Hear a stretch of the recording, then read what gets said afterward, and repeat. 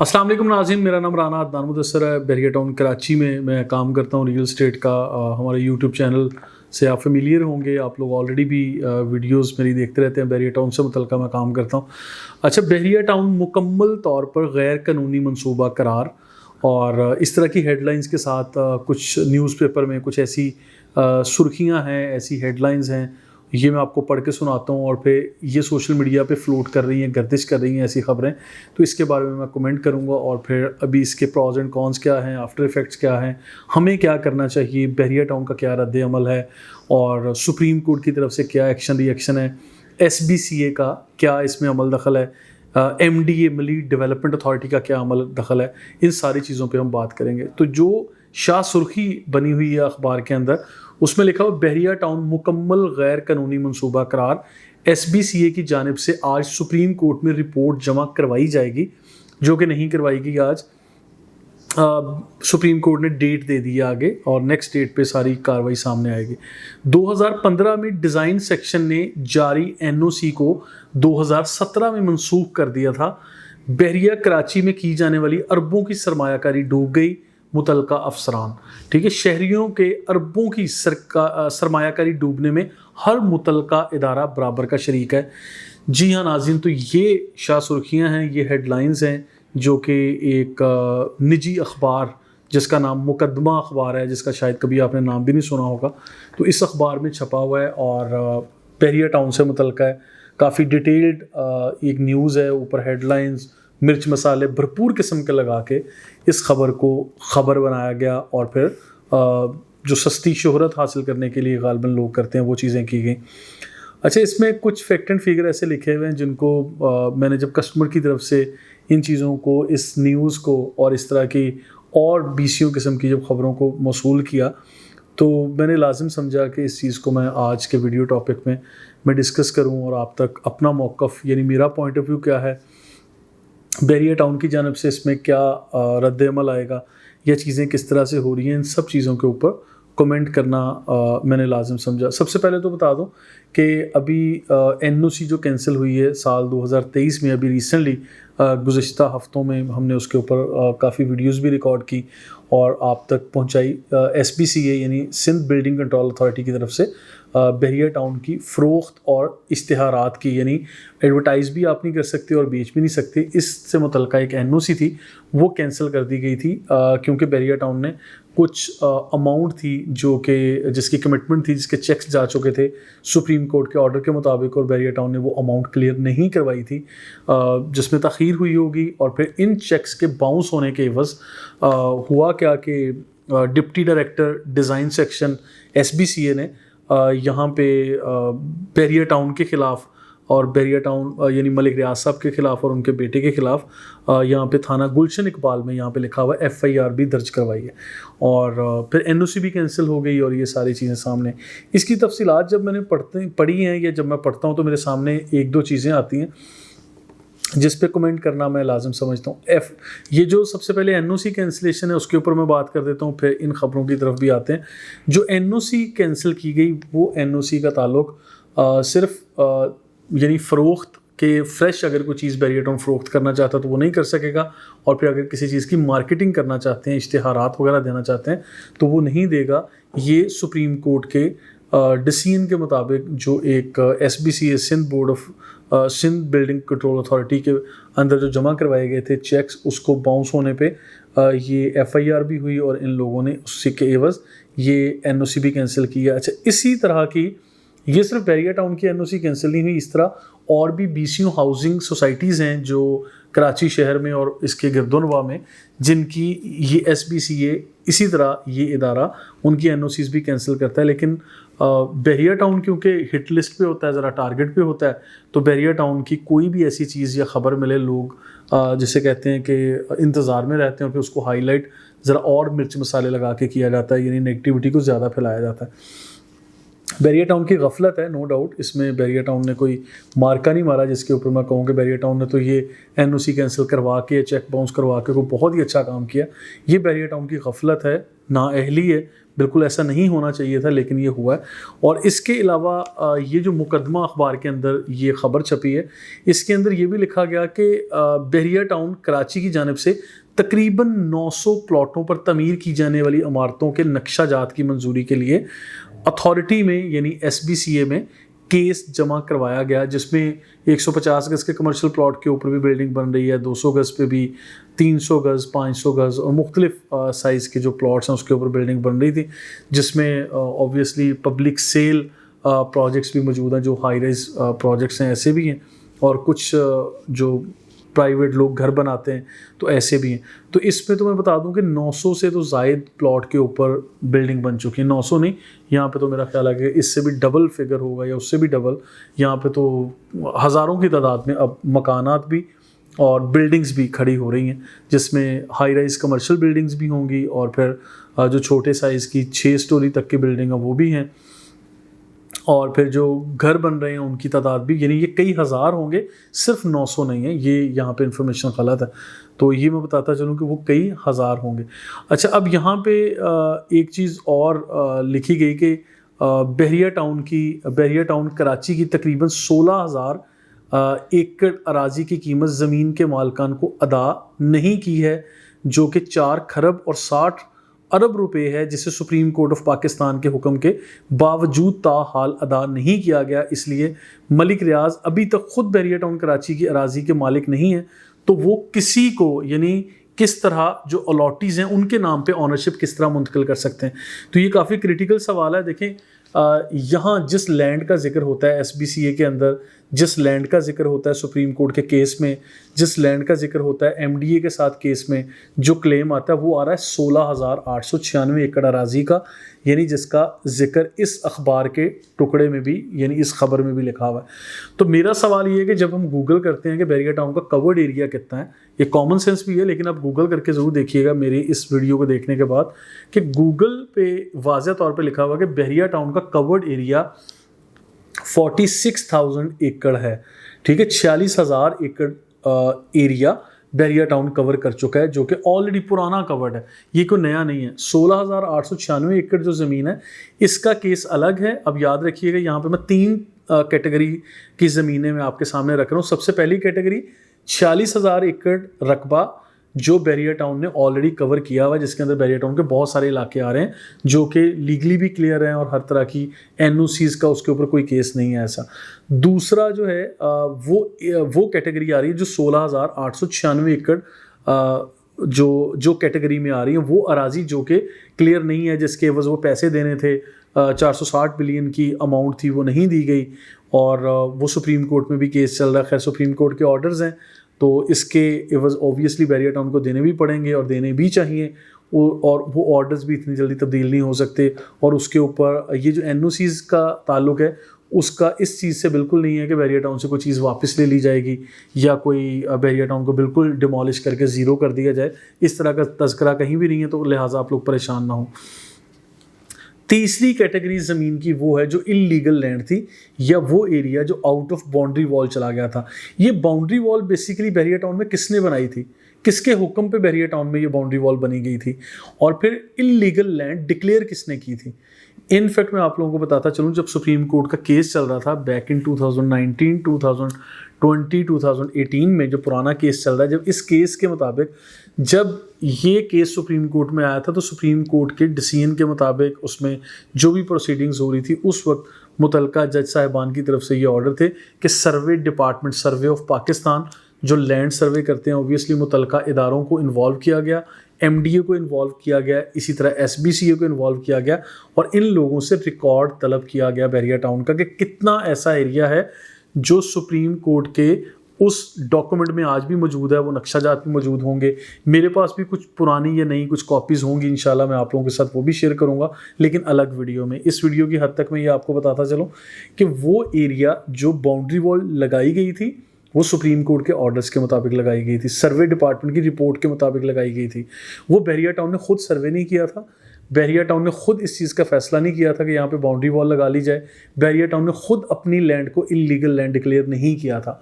ठीक है, ये सुप्रीम कोर्ट का केस था, ये MDA का केस था, ये SBCA ने उस टाइम रिपोर्ट पेश की थी और उस वक्त सर्वे ऑफ पाकिस्तान यानी land survey of Pakistan, geological survey of Pakistan या जो सॉइल सर्वे ऑफ पाकिस्तान, जो भी मुतलका इदारे हैं, उन इदारों ने बाकायदा सर्वे करने के बाद सुप्रीम कोर्ट में एक रिपोर्ट पेश की थी जिसके मुताबिक बहरिया पैराडाइज का प्रीसिंग 52 और 53 100% out of boundary wall declare कर दिया गया था। प्रीसिंग 47 का तकरीबन आधे से ज़्यादा एरिया जो out of boundary wall declare कर दिया गया था। प्रीसिंग 48 का बहुत सारा एरिया बाउंड्री वॉल से बाहर चला गया। बाउंड्री वॉल आज भी मौजूद है, अपनी जगह पे बनी हुई है। और इसी तरह जो सेंट्रल पार्क का एरिया है, सेंट्रल पार्क भी थोड़ा सा उसमें बाहर चला गया। प्रीसिंग 54 भी बाहर गया। इसी तरह प्रीसिंग 55 और मुख्तलिफ एरिया वो बाहर गए। और इसी केस की अगर मैं इस बात की तोसी करूँ और थोड़ा आगे चलूँ तो स्पोर्ट्स सिटी में भी बहुत सारे ऐसे प्रीसिंग थे, एरियाज़ थे जहाँ पे बाउंड्री वॉल लगाना बहरिया टाउन के ऊपर लाजमी मलजूम कर दिया गया ताकि बहरिया टाउन बिल्कुल बेलगाम होकर बढ़ता ना चला जाए।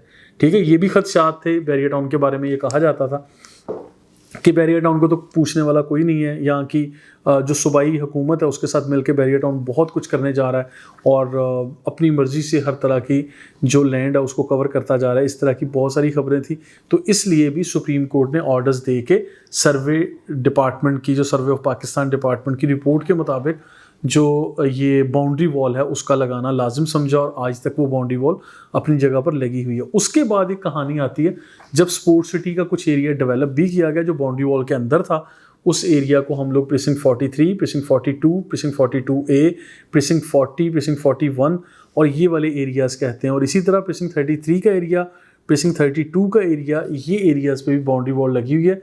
जो प्लॉट्स बाहर जाने थे वो जा चुके, जो प्लॉट अंदर सेफ जोन में आने थे वो महफूज हो चुके। आज वो बाउंड्री वॉल आज भी बिल्कुल ऐसी ही अवेलेबल है जो उस टाइम पे बनी थी। और ये नक्शे भी हमारे पास पुराने नक्शे भी मौजूद हैं और जो अभी जहाँ जहाँ बाउंड्री वॉल लग चुकी है वो मैप्स भी मौजूद हैं। मैं मैप्स का कंपैरिजन भी इंशाल्लाह एक अलग वीडियो में करूँगा। अब मानने में ये आता है कि ठीक है, मान लिया बहरिया टाउन के ऊपर केस है, बहरिया टाउन ने NOC भी कैंसिल हुई और बहरिया टाउन मुकम्मल तौर पर गैर कानूनी मनसूबा करार, जो ये शायद सुर्खियाँ थी, हेडलाइंस थी, 1 बाय 1 मैं उनको थोड़ा सा डिस्कस करूँ। देखिए, बहरिया टाउन मुकम्मल तौर पे गैर कानूनी मनसूबा करार, ये इस बात से मेरा इख्तलाफ है। अब अगर कोई भी छोटा बड़ा अखबार आए दिन अपनी मर्जी से कोई इस तरह की हेडलाइन के साथ आएगा और उनको कोई नहीं पूछेगा, मेरे ख्याल में ये बात गलत है। ठीक है, क्यों? क्योंकि बहरिया टाउन पूरे का पूरा इलीगल कैसे हो गया, कैसे गैर कानूनी हो गया, जबकि पूरे के पूरे सूबे में, पूरे के पूरे पाकिस्तान में जो मुतलका इदारे हैं वो सबके सब इन्वॉल्व हैं। उन लोगों ने कहीं ना कहीं परमिशन दी, NOCs दी, वहाँ पे कितने डिपार्टमेंट्स इन्वॉल्व होते हैं कोई भी ऐसा हाउसिंग प्रोजेक्ट करने के लिए। और फिर ये तो एक अलग से मुकम्मल स्टेट बना दी गई है। ये बहरिया टाउन ओवर दी नाइट नहीं बना, ये 10 सालों में बना है। आज बहरिया टाउन को बने हुए नाज़रीन और शुरू किए हुए 2013-14 में शुरू हुआ था। आज 2023 में हम लोग ये बात कर रहे हैं, नवंबर का महीना है। तो आप लोग किस तरह से ये चीज़ तस्लीम कर सकते हैं कि इसमें इदारे इन्वॉल्व नहीं हैं और ये चीज़ें सारी की सारी कैंसलेशन की तरफ चली जाएंगी, या इसको गैर कानूनी करार दिया जा सकता है। और इसमें मज़ीद ये भी कहा गया कि SBCA की जानिब से आज सुप्रीम कोर्ट में रिपोर्ट जमा करवाई जाएगी। देखिए, आज 8 नवंबर 2023 है और आज बिल्कुल SBCA की तरफ से एक रिपोर्ट जमा करवाई जानी थी सुप्रीम कोर्ट में। अब उसके लिए नेक्स्ट डेट दे दी गई है। अब वो रिपोर्ट अगर जमा भी करवाई गई है तो उसकी कॉपी अभी तक हमारे तक नहीं पहुंची। मैं सुप्रीम कोर्ट में जो भी मेरी PR के मुताबिक कुछ मुतलका लोग हैं, मैं इंशाल्लाह उसकी कॉपी ज़रूर हासिल करके फ़र्दर वीडियो में उसको डिस्कस करूँगा। और फिर यहाँ पे ये भी लिखा गया कि 2015 में SBCA के डिज़ाइन सेक्शन ने जारी NOC को 2017 में मनसूख कर दिया गया था, लेकिन उसके बावजूद फिर उसको बहाल किया गया था, जो कि कंडीशनल बेसिस पे था, टेम्परेरी बेसिस पे था बेशक, या प्रोविजनल NOC लिखा हुआ था उसके ऊपर, जो सुप्रीम कोर्ट के ऑर्डर्स के मुताबिक इसको बहाल किया गया था। और उसमें लिखा गया था कि अगर इतनी अमाउंट बहरिया टाउन जमा करवाएगा इतने टाइम फ्रेम के अंदर, यानी 7 सालों में 460 अरब की वो अमाउंट थी, वो जो जमा करवानी थी, अगर वो जमा करवाएगा तो फिर बहरिया टाउन की ये NOC जो है परमानेंट किस्म की इसको एक्टिव कर दिया जाएगा। लेकिन खैर, ये इसका मैंने NOC का जिक्र किया, ये NOC for sale and for advertisement है। ये बहरिया टाउन के अलावा, बहरिया टाउन के साथ अगर कोई भी ऐसी खबर आती है तो लोग बहुत सारे एक्टिव हो जाते हैं या नेगेटिविटी बहुत सारी होती है, इन चीज़ों की तशहीर होती है। लेकिन बहरिया टाउन के अलावा भी कराची शहर में ऐसी कई सोसाइटीज़ मौजूद हैं जिनकी ये NOC कैंसिल हो चुकी है और वो सोसाइटीज़ आज भी एक्टिव हैं, लोग रह रहे हैं और सारी की सारी चीज़ें मनोवन इस तरह चल रही हैं। और लोग बाद में, जो सोसाइटी ऑनर है वो बाद में कहीं ना कहीं वो अमाउंट जमा करवा देते होंगे या कभी माफ़ करवा लेते होंगे। इस तरह की बहुत सारी चीज़ें हैं। खैर, बहुत सारे हमारे सीनियर्स हैं या कुछ एक्सपर्ट ओपिनियन जो देते हैं, मेरी बातचीत होती रहती है। बहुत सारे लोगों ने इस तरह के कमेंट किए कि ऐसी सिर्फ बहरिया टाउन की NOC कैंसिल नहीं है, बहुत सारे की ऐसी होती रहती हैं कैंसिल, ये एक रूटीन मैटर है। खैर, इसके बाद अभी इसमें ये भी सामने आया कि बहरिया टाउन कराची में की जाने वाली अरबों रुपए की सरमायाकारी डूब गई और फिर शहरियों के अरबों की सरमायाकारी डूबने में हर मुतलका इदारा बराबर का शरीक है। इदारे तो बिल्कुल बराबर के शरीक होंगे ही होंगे, लेकिन इससे पहले मैं एक चीज़ आप लोगों को बताता चलूँ। यहाँ पे ये भी लिखा हुआ है कि मलिक रियाज साहब और बहरिया टाउन मैनेजमेंट ये खुद साख्ता एक ड्रामा रचाती है। एक ओपिनियन है, ख़बरों में चल रहा है और सोशल मीडिया पे ऐसी बहुत सारी चीज़ें चल रही हैं, जिस पॉइंट को मैं डिस्कस करना चाहता हूँ कि एक राय है, एक डिफरेंट स्कूल ऑफ थॉट है, एक डिफरेंट मेंटालिटी, डिफरेंट माइंडसेट है, जो लोग इन सारी NOC की कैंसिलेशन, सुप्रीम कोर्ट के केस या ये ख़बरों में शाया होने वाली इस तरह की ख़बरों के बारे में ये कहते हैं कि ये सारा कुछ बहरिया टाउन का खुद का रचाया हुआ एक ड्रामा है। होता क्या है कि बहरिया टाउन खुद से इस तरह की अखबारों में या सोशल मीडिया पे या किसी भी तरह एक ऐसी एक्टिविटी करते हैं कि बहरिया टाउन लुट गया, मर गया। और इसमें फिर क्या होता है कि जो सट्टेबाजियाँ होती हैं, जो लोग बाटे मारते हैं, वो वाले टाइम फ्रेम को कवर अप करने के लिए शायद बहरिया मैनेजमेंट ये खुद सब कुछ करती है। और फिर क्या होता है कि इसमें भी अल्टीमेटली नुकसान होता है कस्टमर्स का और फ़ायदा उठाते हैं डीलर्स कि कस्टमर्स हमारे ओवरसीज़ पाकिस्तानीज़ या मासूम शहरी, वो लोग इस तरह की ख़बरों को देख के बिल्कुल मजबूत असाब के मालिक नहीं होते। वो लोग फटाफट परेशान हो जाते हैं कि ठीक है यार, इस तरह की चीज़ों की ख़बरें आ रही हैं तो इससे जान छुड़वाओ। फ़ौरन तौर पे अपना विला बेच दिया, दुकान बेच दी, मकान बेच दिया, प्लॉट बेच दिया, कमर्शियल और रेजिडेंशियल, निकलो जी बहरिया टाउन से निकलो। इस तरह का माइंडसेट आ जाता है। ये एक स्कूल ऑफ थॉट है जो बहरिया टाउन के बारे में एक राय रखते हैं। मैं ये कहना चाहता हूँ कि ये राय शायद किसी हद तक जो है ये इसके ऊपर लोग अमल करते भी होंगे, लेकिन ऐसा नहीं है कि ये कोई ऑफिशियली चीज़ें करवाई जाती हैं या की जाती हैं। जब ऐसा कोई मौका बनता है तो बहुत सारे लोग इन चीज़ों से फ़ायदा उठाते हैं और उठाते होंगे, इस चीज़ पे मेरा कोई इनकार नहीं है। अब यहाँ पे ये लिखा हुआ है कि जब बड़ी हाई राइज बिल्डिंग्स बनती हैं और या जो घर बने हुए हैं या प्लॉट्स हैं, दुकानें हैं, वो अपनी ओरिजिनल कीमत से भी आधी कीमत पे लोग आके बेच रहे होते हैं। और ऐसा हुआ है बिल्कुल कि, लेकिन इसके पैरेलल मैं ये भी बताऊंगा, जो बहरिया टाउन ने प्रॉपर्टीज़ बनाई थी, फॉर एग्जांपल अगर कोई मकान 200 गज का 3 बेडरूम अकोमोडेशन का आपको 50 लाख रुपए में दिया था, आज भी वो 2 करोड़ रुपए से कम नहीं मिलता। आज भी वो 1 करोड़ 80 लाख या 1 करोड़ 70 लाख से कम नहीं मिल रहा। तो ऐसी भी ऑप्शंस या ऐसी भी चीज़ें हमारे पास सबूत के तौर पर मार्केट में मौजूद हैं। हालात कैसे भी गए गुजरे हों, जितने भी केसेस आ रहे हैं, जो भी चीज़ें आ रही हैं, इसके ऊपर मेरा ख्याल है प्राइवेट प्रॉपर्टी या ऐसी बहुत सारी प्रॉपर्टीज़ हैं जो लोग परेशान कुन ऐसी हालात में जाके जान छुड़वा रहे हैं या बहरिया टाउन से भाग रहे हैं, अपनी इन्वेस्टमेंट को निकाल रहे हैं। कुछ ओवरसीज़ मुल्क से बाहर ले जाते हैं या कराची शहर के दूसरे इलाकों में या पाकिस्तान के दूसरे शहरों में जाके इन्वेस्टमेंट को करते हैं, लेकिन री इन्वेस्ट बहरिया टाउन में नहीं कर रहे ड्यू टू द सर्कमस्टांसेस। मैं आप लोगों को ये समझाना चाहता हूँ यहाँ पे कि ठीक है, एक स्क्रूटनी फ़ीस थी जो करोड़ों रुपए की थी, जो बहरिया टाउन ने जमा करवानी थी मुतलका इदारे SBCA में, और वो बहरिया टाउन ने जमा नहीं करवाई। उस चीज़ का खमियाजा बहरिया टाउन भी भुगत रहा है और बहरिया टाउन के अलॉटीज़ भी भुगत रहे हैं। इसके लिए देखें, जो काम बहरिया टाउन को करना चाहिए, अब मैं उस काम पे आता हूँ कि बहरिया टाउन को एक प्रेस रिलीज़ जारी करनी चाहिए। बहरिया टाउन को उस प्रेस रिलीज़ में बिल्कुल क्लियर कट ये बताना चाहिए कि कौन सा एरिया 16,896 एकड़ ज़मीन इस कैटेगरी में आता है। 16,896 एकड़ ज़मीन का तस्करा जो बार बार आता है, पूरे का पूरा बहरिया टाउन तो मुझे लगता है 50,000 एकड़ से भी ज़्यादा होगा। ऐसा नहीं है कि जो गूगल पे भी आया हुआ है कि 46,000 एकड़ ये सारी की सारी ज़मीन है। मुझे तो लगता है ये 50,000 एकड़ से भी ज़्यादा होगा। ये कॉमन सेंस है, आप लोग ड्राइव करना शुरू करते हैं 38, 40, 45 किलोमीटर तक, बैरियर टाउन ही ख़त्म नहीं होता, तो आप लोग किस तरह कह सकते हैं कि ये 16,000 एकड़ जगह। 16,000 एकड़ जगह का केस ज़रूर चल रहा होगा, उसके इवज़ ये ज़रूर कहा गया होगा कि हाँ बैरियर टाउन इसके इवज़ इतने पैसे जमा करवाए। इसके लिए बैरियर टाउन ने 2-4 एतराज़ात भी उठाए। बैरियर टाउन के वकील ने प्रीवियस जो सुप्रीम कोर्ट में जो जमा करवाई थी दरख्वास्त या एक रिपोर्ट जमा करवाई थी, उसके अंदर ये कहा था कि जब 1 लाख रुपए फ़ी एकड़ में दूसरे लोगों को ज़मीन दी जा रही है और हमें वही ज़मीन जो है वो जो 2.5 करोड़ रुपए फ़ी एकड़ के हिसाब से दी जाती है, तो ये जुल्म है, ज़्यादती है और इस तरह की जगह और इस तरह के प्रॉब्लम्स हैं, ये हमारे साथ नाइंसाफ़ी ना की जाए। और फिर दूसरा मुतालबा ये भी किया कि जो MDA ने ज़मीन 16,896 एकड़ कही थी, उसके इवज़ हमें 11,500 या 11,000 एकड़ जगह दी जा रही है, हमें पूरी ज़मीन नहीं दी जा रही जिसके इवज़ पैसों का मुतालबा किया जा रहा है। तो खैर ये सारी चीज़ें, अब इसके लिए आखिर में इस खबर के ये लिखा हुआ है कि बहुत सारे लोगों का स्टेक जो है वो ख़तरे में है, बहुत सारे लोगों की इन्वेस्टमेंट, शहरियों की जो अरबों रुपए की इन्वेस्टमेंट है वो ख़तरे में है, लेकिन इसका कोई पुरसाने हाल नहीं है और मुतलका इदारे भी इसके ऊपर ख़ामोश हैं, हमारा मीडिया भी ख़ामोश है और बैरियर टाउन ख़ुद भी ख़ामोश है। बैरियर टाउन को हालांकि ख़ुद यहाँ पे ख़ामोश नहीं होना चाहिए। Barrier town first of all तो जो मुतासरीन के केस हैं पहले उनको देखें कि जिनकी आउट ऑफ बाउंड्री वॉल चीज़ें फ़ाइनल हो चुकी हैं, डिसाइड हो चुकी हैं, उनको कहीं ना कहीं अकोमोडेट करें। बहुत हद तक किया भी है, लेकिन मज़ीद भी जो रह गए हैं मैं चाहता हूँ उनको भी किया जाए।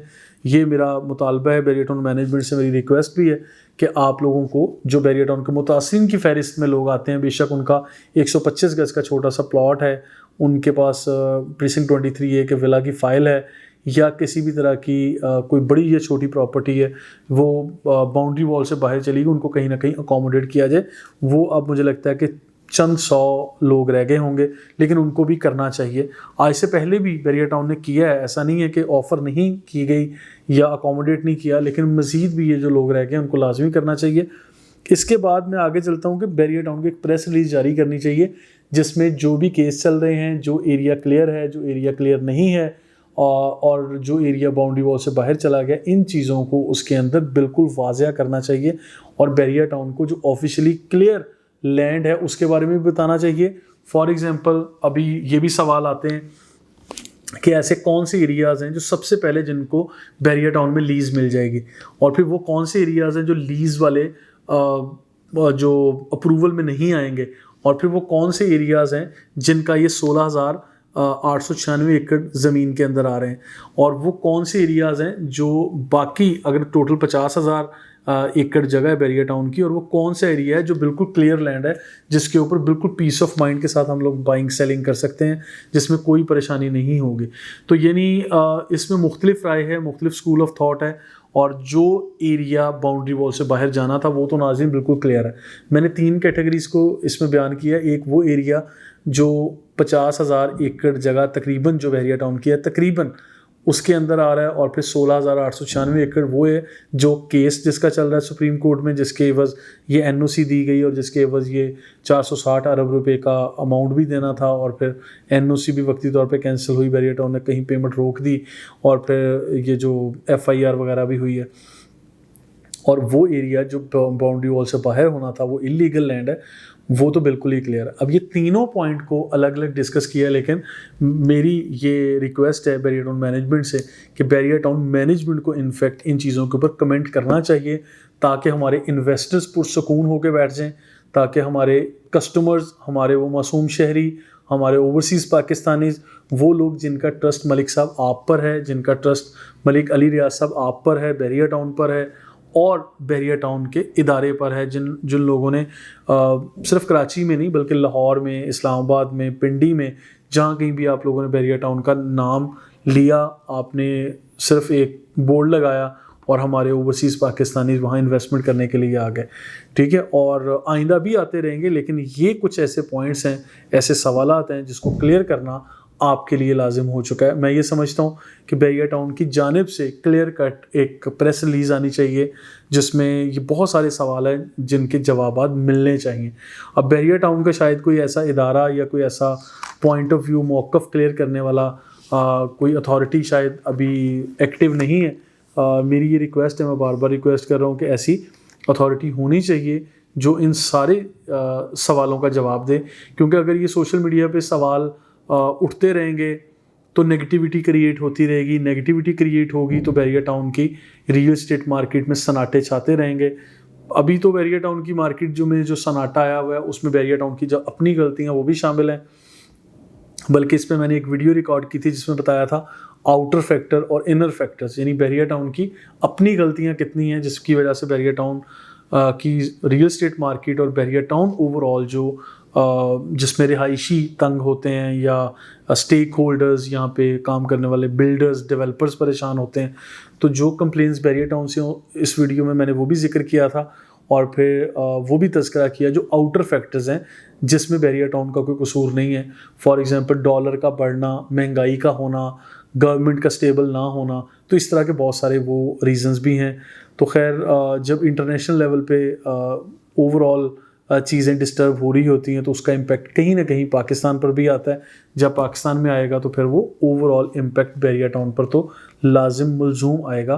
और ये चीज़ें इससे हटके हैं जो बैरिया टाउन का केस और सारी चीज़ें, इस पे क्लियर बैरिया टाउन को रिस्पॉन्ड करना होगा।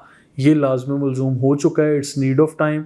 अगर आज भी बैरिया टाउन मैनेजमेंट, मलिक अली रियाज साहब, मलिक रियाज साहब या बैरिया टाउन के जितने भी सीनियर अफसरान हैं, अगर वो आज भी खामोश रहेंगे, मुकम्मल तौर पे या वाज़िया तौर पे जवाब नहीं देंगे, तो मुझे ज़ाती तौर पे ये लगता है कि नेगेटिविटी बढ़ती रहेगी और लोग परेशानी का शिकार होते रहेंगे। लेकिन मैं आप लोगों को यहाँ पे एक पॉजिटिव बात ये करना चाहता हूँ हमारे कस्टमर्स को कि आप लोग अभी ये देखिए कि ऊँट किस करवट बैठता है। आप लोग खुदारा अपनी प्रॉपर्टी कम कीमत में ना बेचिए। ये जो कहा जा रहा है कि सम टाइम कुछ ऐसे ग्रुप्स हैं, वो डीलर के ग्रुप भी हो सकते हैं या एंटी बैरिया ग्रुप्स भी हो सकते हैं जो नेगेटिविटी फैलाते हैं और फिर बाइंग शुरू कर देते हैं और वो आप लोगों को डरा धमका के ये ऐसी नेगेटिव ख़बरें सामने आपको सेंड की, इनबॉक्स में आपको डराया और आपसे आपका घर ख़रीदने के लिए कह दिया, प्लॉट बेचने के लिए कह दिया, आपका दुकान ख़रीदने के लिए कह दिया। इन सारी चीज़ों के बावजूद नाज़रीन, बैरिया टाउन इतना बड़ा शहर बन चुका है। आप आके देखिए बैरिया टाउन, ये सारी चीज़ें एक तरफ हैं, मैं इन चीज़ों पे जो कमेंट करना था वो कर चुका हूँ, लेकिन इसके बावजूद मैं कह रहा हूँ कि बैरिया टाउन एक मुकम्मल शहर बन चुका है, एक मुकम्मल स्टेट है। बैरिया टाउन में आप लोग आइए, देखिए, रोज़मर्रा की एक्टिविटीज़ भी चल रही हैं, लोग रिहायशी भी हैं यहाँ पे, स्कूल्स, एजुकेशन और हेल्थ के जो भी डिपार्टमेंट्स हैं वो भी एक्टिव हैं।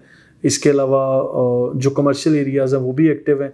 लेकिन रियल स्टेट मार्केट को बखूबी असर पड़ा है, जो कि नेगेटिव असर पड़ा है। रियल स्टेट मार्केट में सन्नाटा ज़रूर नज़र आ रहा है, लेकिन ये भी हो सकता है वक्ती हो। ये सारी चीज़ें बैरिया टाउन किसी न किसी, अब नई गवर्नमेंट आ रही है, बैरिया टाउन कहीं ना कहीं इन चीज़ों को सेटल करेगा और करना पड़ेगा। अगर ये चीज़ें सेटल होंगी तो इंशाल्लाह पहले की तरह बहारें मार्केट में आएंगी और सारी चीज़ें क्लियर होंगी। और लेकिन मेरा आप लोगों से जो पॉइंट डिस्कस करने का मकसद है वो ये कि आप लोग अपनी प्रॉपर्टी को इन चीज़ों की, इन केसेस की बुनियाद पे खौफज़दा हो के कम कीमत तो बिल्कुल भी ना बेचें। ठीक है, चंद माह के लिए, 1 साल के लिए, 6 माह के लिए खामोशी से पुरइत्मीनान होकर बैठ जाएं और किसी को ऐसी अपनी परेशानी का इजहार ना करें कि हम तो बैरिया टाउन में इन्वेस्टमेंट की हुई है, हम तो बड़े परेशान हैं, हमारी तो अभी प्रॉपर्टी बेचनी है और हम तो लुट गए, मर गए। ऐसी सिचुएशन की तरफ ना जाए, क्योंकि आपके करोड़ों रुपए जो हैं वो डीवैल्यू होंगे ओबियसली। फिर आप लोग अपनी प्रॉपर्टी से दूसरे लोग आपकी इन्वेस्टमेंट से फ़ायदा उठाएं, ये मौका आप खुद लोगों को देंगे। तो लिहाजा मैं कहूँगा वेट एंड सी, सब्र से काम लें। और ऊँट किस करवट बैठता है, इस चीज़ का वेट एंड सी के अलावा कोई दूसरा एलिमेंट ऐसा नहीं है जो इस चीज़ का फ़ैसला कर सके। मैं समझता हूँ कि आपको वेट ही करना चाहिए। मज़ीद इन्फॉर्मेटिव वीडियोस के लिए हमारे साथ रहिएगा। और अगर आपकी राय मेरी इस राय से मुख्तलिफ हो या कोई पॉइंट आप डिस्कस करना चाहते हैं तो आप लोग ज़रूर कमेंट बॉक्स में लिखिएगा। मैं इंशाल्लाह रिस्पॉन्ड करता रहता हूँ और आपके इन्हीं कमेंट्स को उठा के मैं फ़र्दर वीडियोज़ में रिस्पॉन्ड भी कर रहा होता हूँ। Thank you so much.